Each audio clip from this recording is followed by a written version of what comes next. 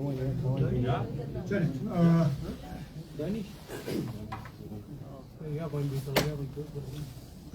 आप तमाम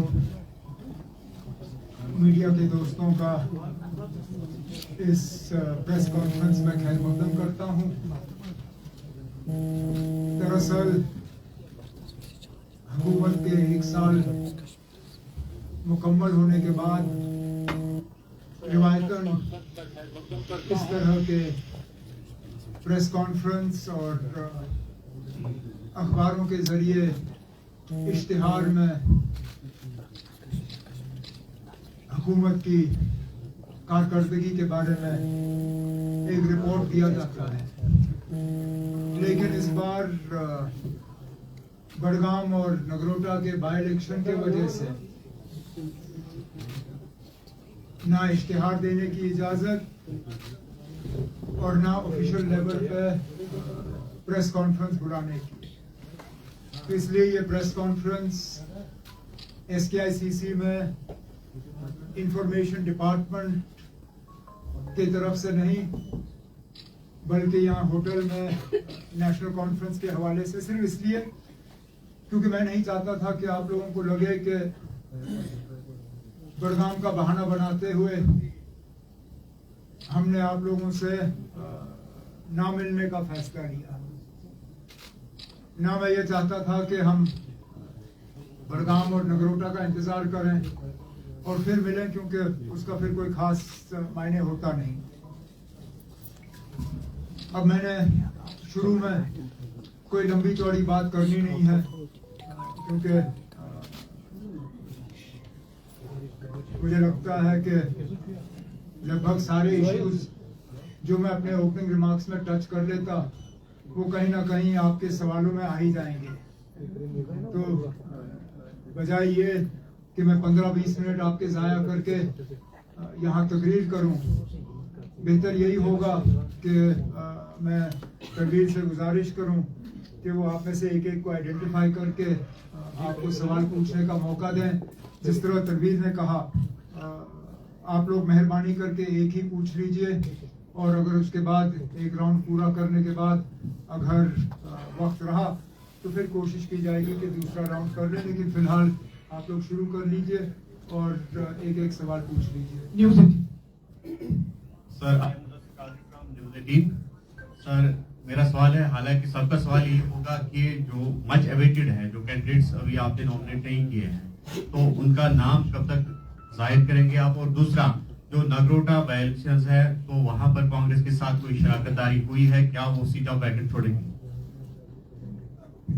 अभी तक तो एक आध कैंडिडेट के अलावा कहीं पर भी कैंडिडेट का ऐलान नहीं हुआ। इनका नाम कैसे इस्तेमाल हुआ ये तो उस तंजीम के साथ ताल्लुक भी नहीं रखते। अब सही क्या है गलत क्या है वो मैं नहीं जानता हूँ, लेकिन हमारे पास अभी है 2-3 दिन। पार्टी में मशवरा चल रहा है, बातचीत चल रही है, और मुझे लगता है अगले 24 घंटे या 48 घंटे में हम अपना उम्मीदवार आपके सामने पेश करेंगे और वो अपने नामजदगी के कागज जो है भरेंगे। जहाँ तक नगरोटा के हवाले से आपने सवाल पूछा, ये सही है कि पार्टी की तरफ से फॉर्मली कांग्रेस को हमने अप्रोच किया है कि अगर वो नगरोटा का सीट लड़ना पसंद करेंगे तो हम सीट उनके लिए छोड़ने के लिए तैयार हैं। इस बात के बावजूद कि पिछली बार 1 साल पहले ये सीट हमने लड़ी थी, और जब 2014 में असेंबली इलेक्शन हुए थे तब नेशनल कॉन्फ्रेंस के हवाले से ये सीट जीती गई थी। लेकिन क्योंकि हमारा अलायंस है कांग्रेस के साथ और हम चाहते हैं कि जम्मू में उनका एक अच्छा खासा बेस बने, तो अगर वो जम्मू में इलेक्शन लड़ने के लिए तैयार हैं तो कोई एतराज़ नहीं होगा। न सिर्फ हम उनके लिए सीट छोड़ेंगे बल्कि पूरी मेहनत करेंगे कि वो वहाँ से कामयाब हो जाएं। बिल्कुल। एक सवाल यहाँ से, फिर उसके बाद यहाँ। उमर साहब, 1 साल हो गया आपकी सरकार को। अभी तक अगर हम बात करें जो हर्डल्स इस दौरान आई हैं उस पर ज्यादा हम बात नहीं करेंगे, लेकिन जो एक उम्मीद है जो कि सुप्रीम कोर्ट इस पे हेयरिंग होने वाली है स्टेट हुड के हवाले से। क्या आपको लगता है कि जिस सुप्रीम कोर्ट ने यहाँ 370 खत्म करने में उनका भी अहम रोल रहा, क्या आपको लगता है कि वहाँ से कोई उम्मीदें की जा सकती हैं स्टेट हुड को रेस्टोर करने के हवाले से? उम्मीद तो हमें करनी चाहिए, लेकिन ये भी दुरुस्त है कि जिस तरह स्टेटहुड को कहीं ना कहीं पहलगाम के साथ भी जोड़ने की कोशिश की जा रही है, वो जम्मू कश्मीर के लोगों के साथ सरासर नाइंसाफी है। क्योंकि पहलगाम में जो हुआ उसके लिए इलेक्टेड हुकूमत कसूरवार नहीं है। जम्मू कश्मीर के लोगों ने भी उसका साथ नहीं दिया। जो लोग पहलगाम के हमले के जिन पे पहलगाम के हमले का इल्ज़ाम लगा, जिनको फिर उसके बाद एनकाउंटर में मारा गया, उनमें से कोई भी जम्मू कश्मीर से नहीं था, सब बाहर से थे। तो इन सब चीज़ों को लेने के बाद अगर के ये फिर बात आ जाती है कि स्टेटहुड पे बात करने के दौरान हमें पहलगाम पे भी सोचना चाहिए, तो मुझे लगता है हमारे साथ सरासर नाइंसाफी है। जम्मू कश्मीर के लोगों के साथ चलिए सियासी मैदान में जो बात हुई मैं उस पर नहीं जाऊंगा। कम से कम पार्लियामेंट में और सुप्रीम कोर्ट ऑफ इंडिया में बार बार ये कहा गया कि 3 step process, delimitation, election, statehood. उस स्टेटहुड में ये नहीं कहा गया कि कोई इफ्स होंगे, बट्स होंगे, ये होगा वो होगा। कहा कि ये 3 कदम है, 2 कदम मुकम्मल हो गए, तीसरा कदम अभी बाकी है। अब हम उम्मीद करेंगे कि वो जल्द से जल्द पूरा हो जाए और यहाँ की हुकूमत को पूरी तरह से एम्पावर किया जाए ताकि हम अपना काम जो है पूरा कर सकें।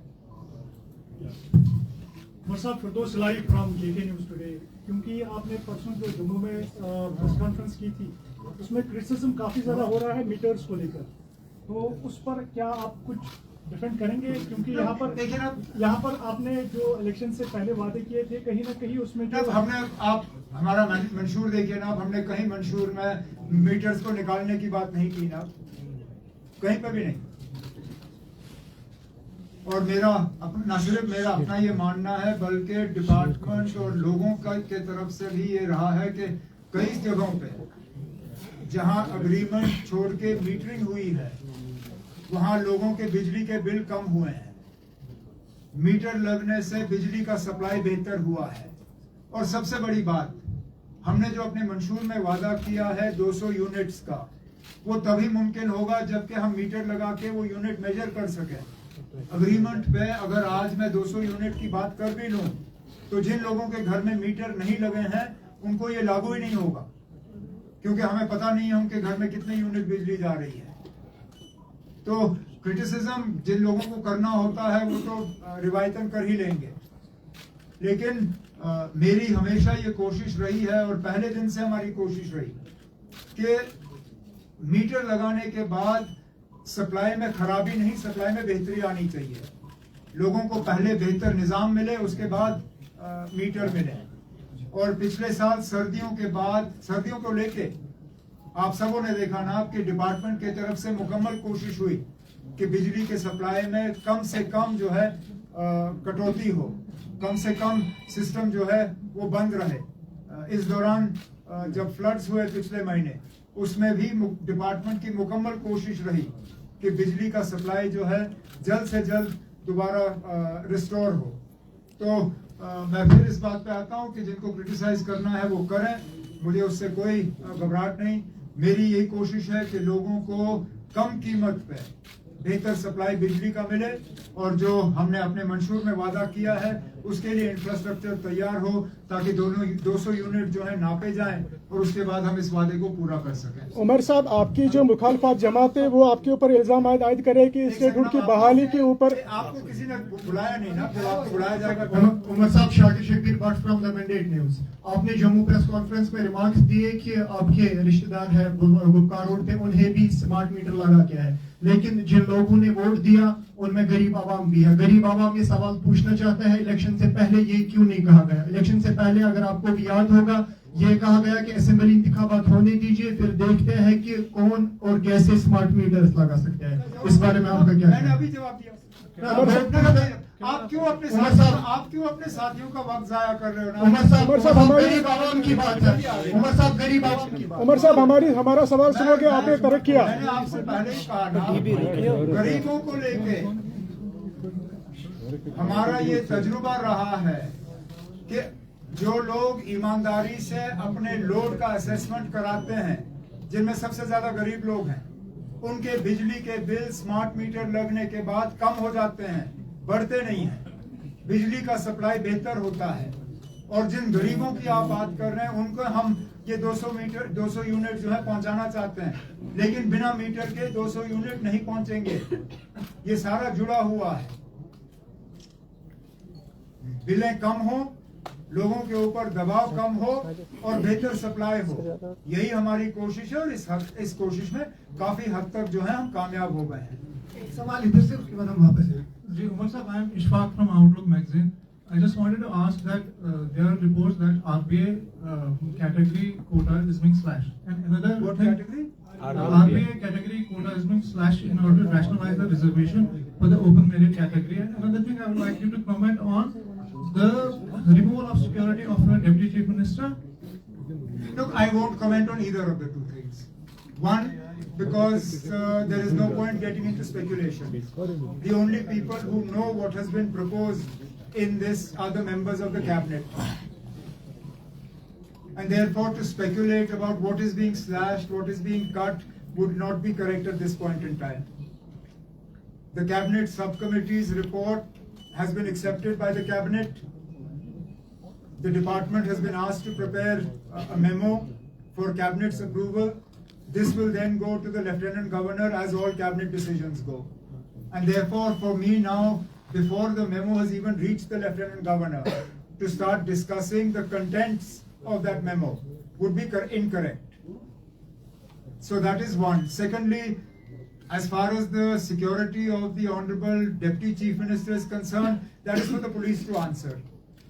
How is it that for a year there was a threat and suddenly the threat has disappeared? On what basis was he given this level of security for 1 year and now that security taken away? I am not the Home Minister of Jammu and Kashmir. I do hope that in the not too distant future, all those powers will be restored to us. But for now, this is a question, perhaps on the 21st of October, Police Martyrs Day, when you're all at Zevan, the DG will be there. Please ask the DG to comment on the security, or when you meet the Lieutenant Governor, because he looks after security and law and order. Please ask them to comment on the security of the Deputy Chief Minister. Sir मैं आके हूँ जेके media group से। Sir कुछ ही दिनों के बाद अब यहाँ पे असेंबली सेशन लगने वाला है। कल ऑनरेबल स्पीकर ने एक मीटिंग ली है जर्नलिस्ट्स की, लेकिन उसमें बताया गया कि जो भी एग्रीगेटेड जर्नलिस्ट है उनको अलाउ किया जाएगा, लेकिन कई सारे यहाँ पे भी है जो नॉन एग्रीगेटेड जर्नलिस्ट है। पिछली बार यहाँ पे सेशन हुआ तो सबों को अलाउ किया गया है जिसने अप्लाई किया था, लेकिन इस बार डिस्क्रिमिनेशन की। चलिए, आपके तरफ से हालांकि ये बात आपको स्पीकर साहब से करनी चाहिए थी, लेकिन अब आपने ये बात उठाई तो आपके तरफ से as leader of the house मैं स्पीकर साहब तक ये बात पहुंचा दूंगा और उनसे गुजारिश करूंगा कि जो पिछले श्रीनगर के सेशन में जो रहा, जो जम्मू के सेशन में रहा बजट सेशन में, वही यहाँ श्रीनगर के सेशन में रहना चाहिए। क्योंकि यहाँ स्पीकर ने पहुंचेगा आपकी। Tanveer sir, I have got one question regarding Badgam. Ji Musab अस्सलाम वालेकुम। सर आपने अभी बताया कि 200 यूनिट हम तब दे सकते हैं जब मीटर्स लगेंगे, तो सम एक्सटेंट ये सही बात है कि कैसे हम मेजर करें। रही बात अब मैनिफेस्टो में आपने सर बताया था कि हम 12 गैस सिलेंडर्स भेज देंगे हर महीने के और राशन भी देंगे 10-10 KG. Sir what about that? करेंगे ना, करेंगे। There are certain difficulties in our way. We are committed to implementing our manifesto. We have made a start in a number of areas where we had made promises to the people. As I have said before, and I will continue to maintain, our manifesto was for 5 years. It was not a 6-month manifesto. It was not a 1-month manifesto, not a 1-year manifesto. We are committed to our manifesto, and inshallah, over time, we will fulfill it. Inayat PTI। What we have been, as a neutral observer, what we have been seeing, that the state would seem to be. You actually have neutral observers amongst you. No, I'm not. You are, but chaliye, that's a conversation for another day. Bolo. This statement seems to be elusive. Well, of course it's elusive. If it had not been elusive, we would have had it by now. The question that follows is, if you enhance the BJP, No. No. And I think if the BJP, if that is the deal that is to be struck with the people, then the BJP should be honest. Because the BJP in its manifesto or in its promises to Parliament and to the Supreme Court never said that statehood is dependent on the BJP coming to power in Jammu and Kashmir.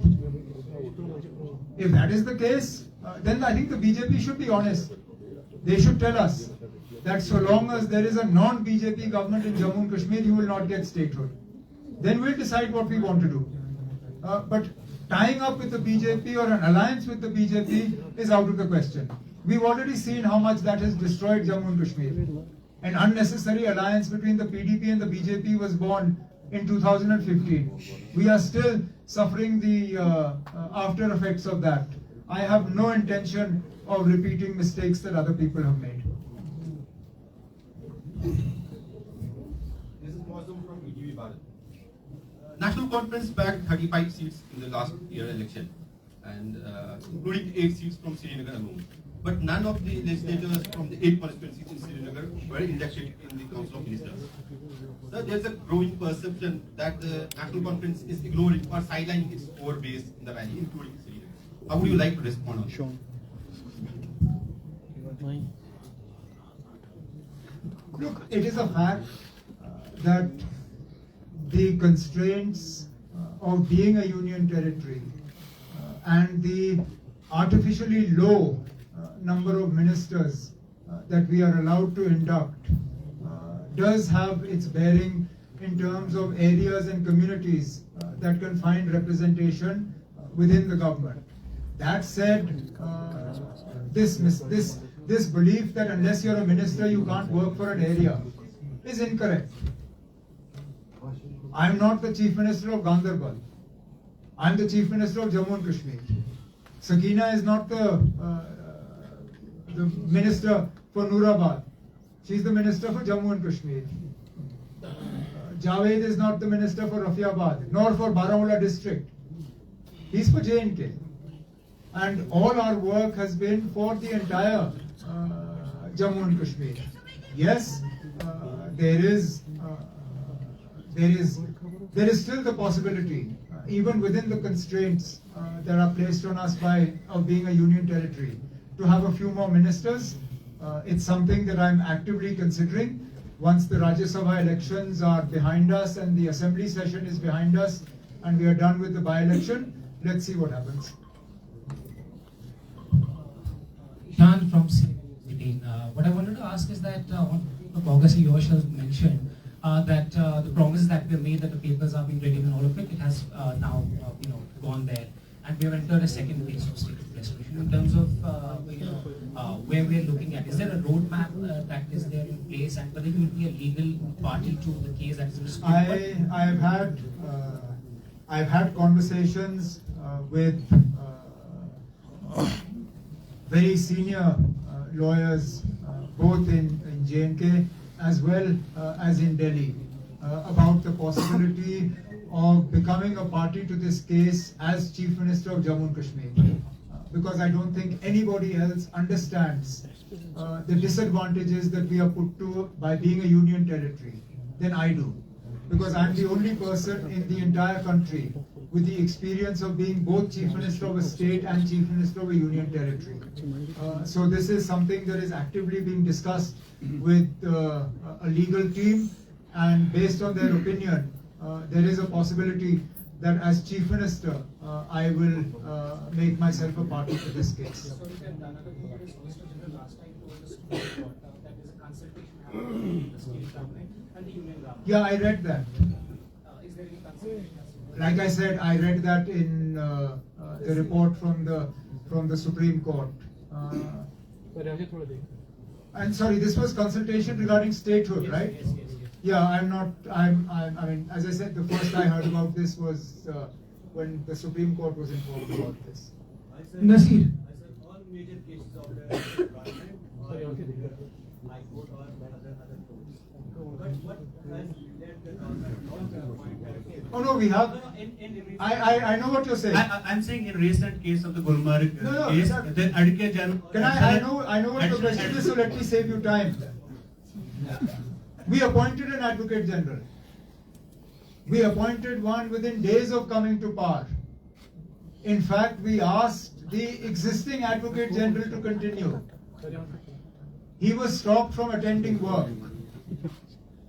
Now, why he was stopped from attending work, I don't know. But he was categorically told not to attend office. So as of now, technically we have an Advocate General. The Advocate General just hasn't been allowed to work. Now, I believe, and this is where sort of the absence of clarity on our business rules, I believe that the authority to appoint an Advocate General is with the elected government. There are some who disagree.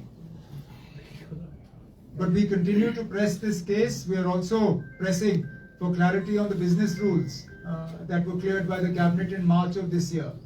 Hopefully, when those go ahead, we will be able to address this. But the absence of an Advocate General is not good for us. He is the legal face of the government.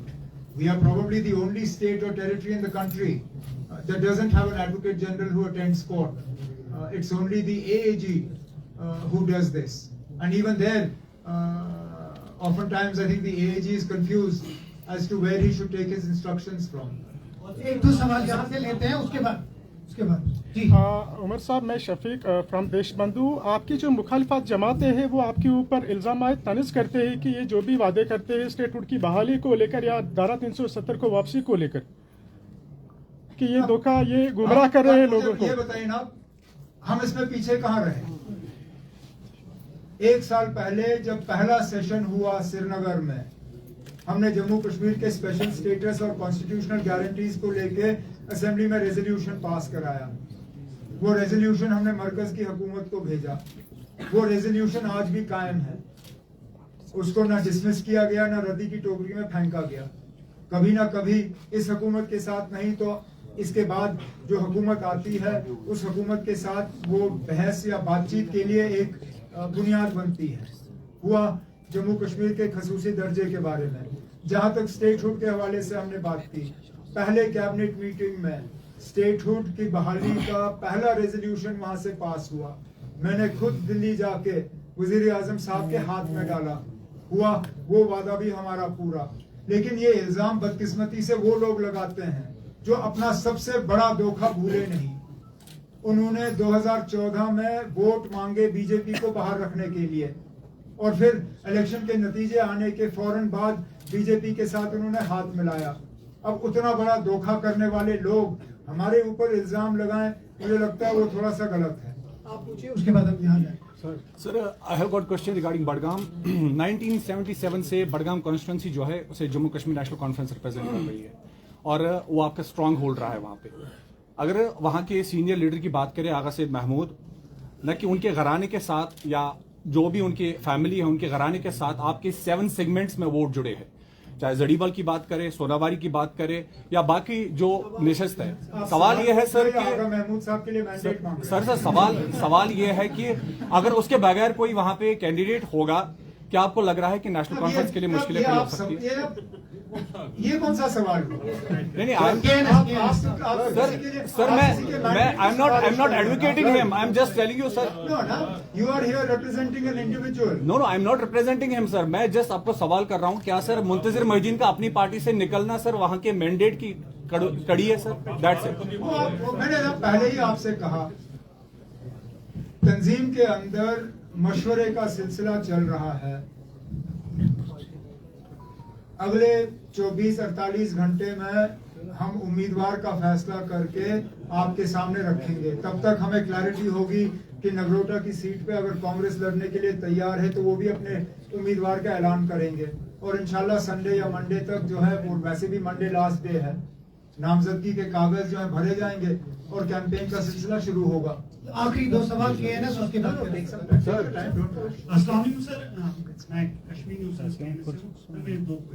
एक भी बात में आ जाएंगे ना, मैंने पहले कहा एक। सर, 5 अगस्त के बाद मरकजी सरकार जो दिल्ली सरकार है, तो ये इसमें कोई शक नहीं है कि यहाँ पर 5 अगस्त के बाद हजारों की तादाद में मुकामी और गैर मुकामी सयाह आए, टूरिस्ट सयाह, गैर मकामी सयाह है। वो आप आए। लेकिन जब से पहलगाम अटैक हुआ तब से आपने खुद भी देखा होगा कि सयाहों में जो है कमी आ रही है, चाहे मुकामी सयाह है, गैर मुकामी सयाह या गैर मुल्क की सयाह है।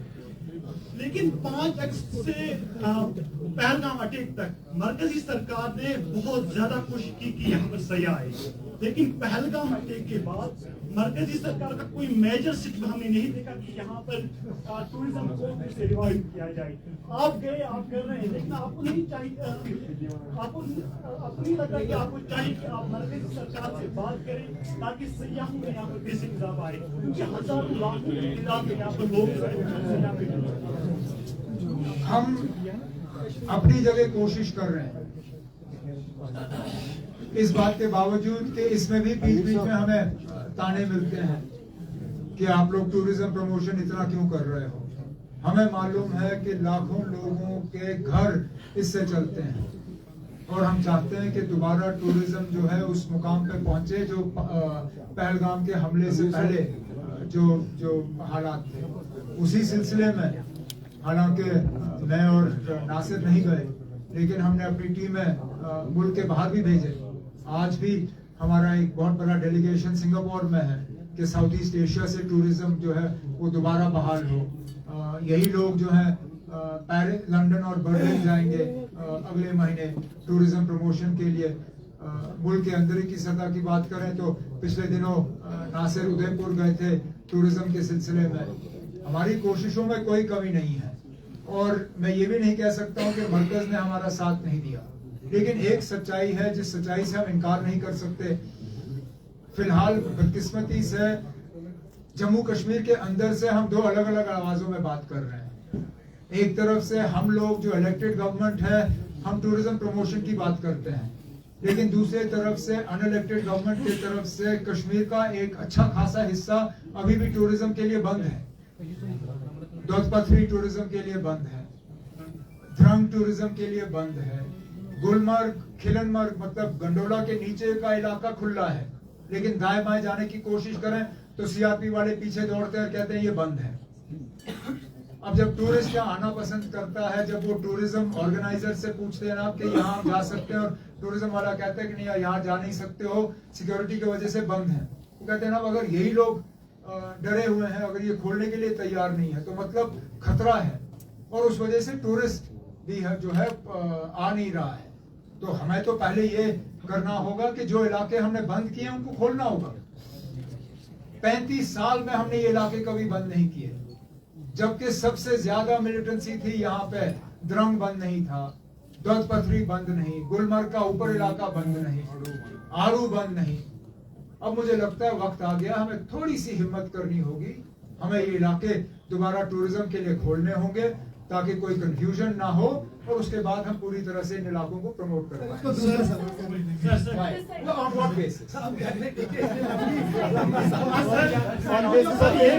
सर ये बात भी सच है कि नेशनल कॉन्फ्रेंस के हजारों वर्करों ने शहादत दी है। हम कहते हैं कि जब आपने 15 अगस्त के दौरान अपनी तकरीर में कहा था कि अब हम घरों में बैठने वाले नहीं हैं, अब हम हर किसी गांव में जाएंगे, सिग्नेचर कैंपेन का आपने कहा था, वो चल रहा है। सुप्रीम कोर्ट ने फिर दूसरा भी फैसला लिया। आपको नहीं लगा कि कोई मेजर स्टेप आपको लेना चाहिए, क्योंकि लोग आपके जो हजारों वो तैयार है कि हम मैं मानता हूँ कि वो तैयार है और अगर कभी उनकी तैयारी को हमें इस्तेमाल करना होगा करेंगे। फिलहाल अभी हम उस मौके पे पहुंचे नहीं हैं, पहुंचते हैं तो उस बात आपने रैशनलाइजेशन ऑफ रिजर्वेशन में बात की कि कुछ दिन में रिपोर्ट पब्लिक हो जाएगी, लेकिन अब मैंने ये नहीं कहा कि रिपोर्ट पब्लिक होगी जी। मैंने आपसे कहा कि कैबिनेट सब कमेटी का जो रिपोर्ट है उसको एक कैबिनेट मेमो के तौर पे तैयार किया जाएगा। कैबिनेट मेमो जो है वो मंजूरी होके गवर्नर साहब के पास जाएगी, लेकिन जब गवर्नर साहब इसको मंजूरी देंगे, लेकिन जो ओपन मेरिट स्टूडेंट्स हैं उनका कहना है कि आज शाम तक रिपोर्ट आनी चाहिए।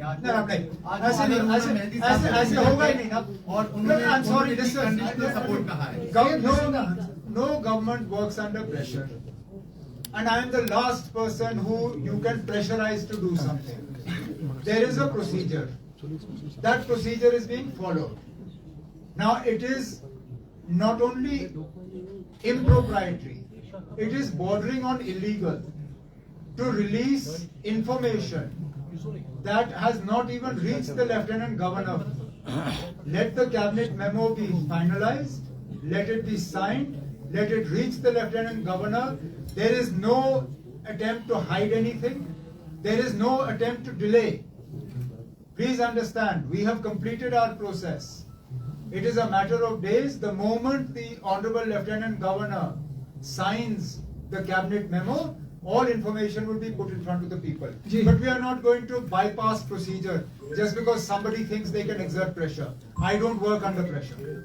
सर मेरा सवाल ये है कि चूंकि बड़गांव में जितनी इंतखाबात हो रही हैं और रूबला साहब एक इम्पोर्टेंट फैक्टर वहाँ पे वो नेशनल कॉन्फ्रेंस की मुखालिफ सिमत में जा रहे हैं, क्या कोर कमेटी उनके साथ मुशावरत कर रही है? जैसे 2 दिन पहले चौधरी रमजान साहब ने अंदिया दिया था कि उनकी मुशावरत के बाद ही उम्मीदवार का तयन किया जाएगा। और दूसरा सर रूबला साहब के साथ जो लोग मैंडेट के बारे में तंजीमी तौर फैसला करेंगे, उनका रूहुल्ला के साथ कोई कांटेक्ट है या नहीं है वो वही बता सकते हैं ना। मेरी उनसे कोई बात नहीं हुई। जी मेरा ये बताइए, क्योंकि विधानसभा का सत्र जो है वो शुरू होने वाला है, तो क्या प्राइवेट मेंबर्स बिल जो है, अगर आपको लगता है कि अपोजिशन कोई ऐसी प्राइवेट मेंबर बिल लाएगी जिसमें वेटेज नेशनल कॉन्फ्रेंस के मेंबर से ज्यादा होगा, तो क्या नेशनल कॉन्फ्रेंस मेंबर्स उसको सपोर्ट करेंगे? कोई भी बिल जो है हाउस में आने से पहले स्पीकर साहब की प्रॉपर्टी होती है और किसी भी बिल को हाउस में लाने का अपना एक प्रोसीजर होता है, और जब जरूरत से ज्यादा बिलें आती हैं तो उनमें फिर ड्रॉ ऑफ लॉट से तय होता है कि कौन सा बिल हाउस के सामने आएगा। मैंने जम्मू में भी इस सवाल का जवाब दिया, मैंने कल कुलगाम में भी इस सवाल का जवाब दिया, मैंने कल अनंतनाग में भी इस सवाल का जवाब दिया, आज फिर इस सवाल का जवाब दूंगा। अगर कोई ऐसी बिल हाउस के सामने आती है जिससे कि जम्मू कश्मीर के आवाम को फायदा होगा, मेरी हुकूमत उसमें कोई रुकावट नहीं बनेगी। लेकिन कौन सा बिल हाउस के सामने आएगा ये एज मेंबर ना मैं तय कर सकता हूं, ना सागर साहब कर सकते हैं, या तो फिर तनवीर सादिक का भी बिल है to bring land grants act back to its original form. अब आपको कैसे मालूम है कि इनका बिल नहीं आएगा, उनका आएगा? अगर तनवीर का बिल आया वो भी अपने आप में मायने रखती है, because that bill then takes care of all this lease land issue. क्या बाकी पार्टियां इनके बिल को सपोर्ट करेंगे? अभी किसी को नहीं मालूम है ना हाउस के सामने कौन सा बिल आएगा, लेकिन वो बिल जिससे जम्मू कश्मीर के आवाम को फायदा होगा, मेरी हुकूमत उसमें कोई रुकावट नहीं बनेगी। नसीब आप ज़हरा नसीब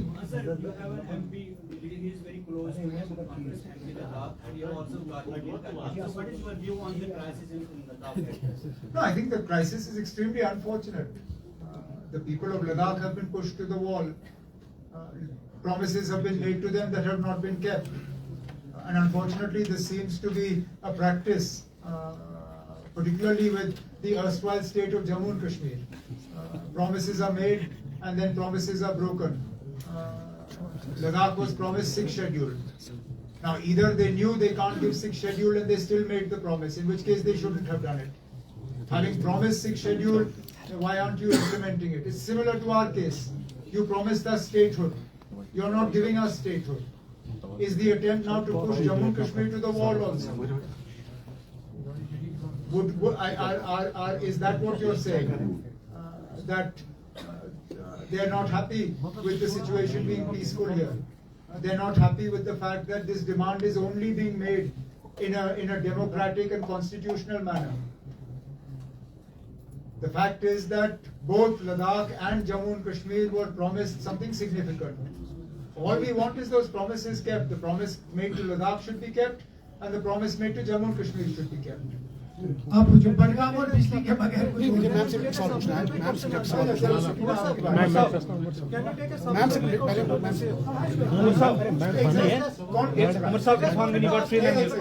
सवाल मैम मुझे आपसे एक सवाल पूछना है। जैसे कि आपको पता है कि पिछले साल उमर साहब की सरकार ने मुफ्त ट्रांसपोर्ट प्रोवाइड किया है गर्ल्स के लिए, तो हमारी जो बहनें हैं उनकी जो ड्रॉप आउट का जो ग्राफ है और जो लिटरेसी रेट है, क्या वो बढ़ गया है? नेचुरली फर्क तो पड़ेगा, क्योंकि जिनको पैसे नहीं होते थे कभी कभार सफर करने के लिए स्टूडेंट को मुश्किल होता था, लेकिन इससे काफ़ी आसानी हो गई है और नेचुरली इस पर फ़र्क तो पड़ा है आने जाने में, कॉलेज जाने में, स्कूल जाने में, जो बहनें जाती हैं, जो बच्चियाँ जाती हैं, फ़र्क तो आया। तो क्या इसी से जुड़ा हुआ हमारी कोशिश है कि ये जो गवर्नमेंट बसेस हैं, चाहे आरटीसी का हो चाहे ये स्मार्ट बसेस हों, इनका कवरेज एरिया बढ़ा दिया जाए ताकि और ज्यादा हमारी बहनें जो हैं वो इस मुफ्त ट्रांसपोर्ट की फैसिलिटी का इस्तेमाल कर सकें। उमर साहब, इरफान गनी बट सर, उमर साहब Irfan Gani Butt freelance journalist sir, आपने अपने मैनिफेस्टो के दौरान वादा किया था कि मैं हुकूमत में आके ही जो है पीएसए को हटाऊंगा, लेकिन अभी भी जो है एक साल सर प्लीज सर 1 साल मुकम्मल हो गया, यहाँ के नौजवानों को अभी भी जो है। मैं इतना अक्लमंद हूँ ना, आप 2 लफ्ज कहेंगे मुझे पूरा सवाल उसके बाद समझ आ ही जाता है। आप में से कई सारे साथी उस प्रेस कॉन्फ्रेंस में थे मैनिफेस्टो को जब हमने रिलीज किया, और उस दौरान मैंने आपको ये भी कहा, क्योंकि शायद आप में से किसी ने सवाल पूछा और कहा कि इसमें कुछ ऐसे वादे हैं जो एज यूटी आप कर नहीं सकते, और मैंने कहा हम इस बात की जानकारी रखते हैं, इसमें कई सारे ऐसे वादे हैं जिस वादे का आपने जिक्र किया। हमने मैनिफेस्टो में ये नहीं कहा कि हम पहले दिन करेंगे, हमने मैनिफेस्टो में ये कहा कि हम पीएसए को जम्मू कश्मीर से हटा देंगे। हटाने के लिए हमें रियासत का दर्जा होना चाहिए, सिक्योरिटी, लॉ एंड ऑर्डर, ये सब चीजें इलेक्टेड गवर्नमेंट के पास होनी चाहिए। जिस दिन ये चीजें हमारे पास होंगे, मैं असेंबली सेशन का भी इंतजार नहीं करूंगा, ऑर्डिनेंस के जरिए जो है हम ये कानून हटा देंगे। आप बताइए, उसके बाद ये मुझे लगता है जी ऐसे कुछ। अच्छा, I just wanted to ask, जो लद्दाख का है कि the domicile rights have been extended to Ladakh till 2035. Would you like to have set up? Look, and also one more clarification about this. What you're saying that you will become a party to the statehood petition. Would you? No, there's no clarification required to the second. As I said, I'm consulting with a team of lawyers as to whether it would prove to be advantageous and whether I bring anything to the fight for statehood. Because as I said, I am uniquely placed in this country to be able to inform the Honorable Supreme Court of just how miserable it is to be Chief Minister of a union territory. Because I've been Chief Minister of a state, and I've been Chief Minister of the same state that is now a union territory. So I'm the only person in this country with the kind of experience that I can put on paper and share with the Honorable Supreme Court when they have to decide about statehood for Jammu and Kashmir. But that said, it is for my lawyers to advise whether this would actually be beneficial to the people of Jammu and Kashmir. If it is, I will have no hesitation in becoming a party to this case in the Supreme Court. One, on the Ladakh point that you mentioned, this is something that I have talked about in the past, that 2 union territories were born out of one state on the 5th of August 2019. Yet in some respects, Jammu and Kashmir has been treated very differently to Ladakh. And one of those areas is the area of domicile law. That, I believe, is something that needs to be brought at bar.